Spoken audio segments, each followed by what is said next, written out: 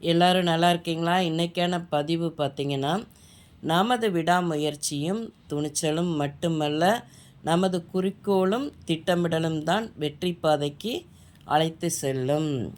கண்டிப்பாக நம்மளுடைய விடாமுயற்சி, துணிச்சல், அதோட நம்ம எப்படி வெற்றி அடையணுங்கிற ஒரு குறிக்கோளும் மனசில் இருக்கணும்.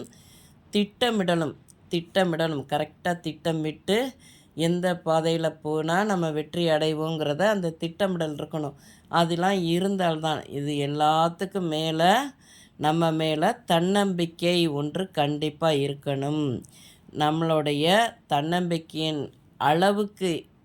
தன்னம்பிக்கையின் அளவுக்கு ஏற்பதான் வெற்றி உறுதி செய்யப்படும். தன்னம்பிக்கையின் விளைவுகள் எல்லையற்றது. நம்ம தன்னம்பிக்கையை இழக்கும் நேரத்தில்தான் தோல்வி ஒன்றை ஏற்படுத்து பார்த்துக்கோங்க.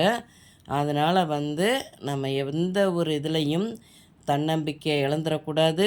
விடாமுயற்சியும் சரி, துணிச்சலாக இறங்குறதும் சரி, குறிக்கோளும் கரெக்டாக திட்டமிட்டு நம்ம அடைய வேண்டிய அந்த வெற்றி இலக்கை நம்ம அடையணும் பார்த்துக்கோங்க.